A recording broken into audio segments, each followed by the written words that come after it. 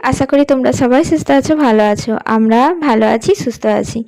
আর বাপ বেটির মধ্যে গাড়ি নিয়ে তুমুল অশান্তি। তো একটু অল্প করে আজকে শেয়ার করছি তোমাদের সাথে। দেখো, বাবা তো আগে চলে এসেছে, আমার হাত ধরে আবার টানছে, মানে চলো গাড়িতে উঠবো। তো সারাক্ষণ না মানে বুঝে গেছে যে গাড়িতে চেপে বেশ ভালো লাগে আর ঘুরতে যেতে খুব আনন্দ হয়। আবার সন্ধ্যাবেলা দেখো আমি যাচ্ছি ওকে নিয়ে আসতে। ওর বাবা একটু দোকানে যাচ্ছিল, ও আবার তো পাপার হাত ধরে মানে নিজে থেকে হাতটা ধরে নিয়ে গেটটা মানে খোলাই ছিল, গেট থেকে বের হয়ে একদম সোজা গাড়ির কাছে গেল। তো আমি ওকে আনতে গেলাম, ওর বাবা যাবে একটু দোকানে। সন্ধ্যা হয়ে গেছে দেখতেই পাচ্ছ, দেখো দূরে দাঁড়িয়ে আছে আর ওর বাবা চলে গেছে গাড়ির কাছে। ও আস্তে আস্তে ওখান থেকে নেমে ওর গাড়ির কাছে যাবে। মানে কোনো একটার প্রতি যদি টান থাকে, পাহাড় পর্বত মানে পাহাড় করে চলে যাবে একদমই, যদি সেই জিনিসটার ওপর ওর আগ্রহ থাকে।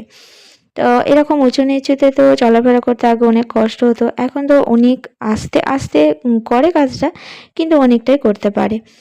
আর নিজের মনের ইচ্ছাগুলো প্রভু করে যিশুর দয়াতে একটা দুটো মানে কয়েকটা বোঝাতে পারছে এখন। যেমন এই ধরো গাড়িটায় চাপতে ওর ভালো লাগছে, তোর বাবার হাতটা ধরে মানে যেখান থেকে আসতে হয় আর কি, আমাদের ঘর থেকে তো অনেকটা দূরেই যেতে হবে, রাস্তায় গাড়িটা থাকে।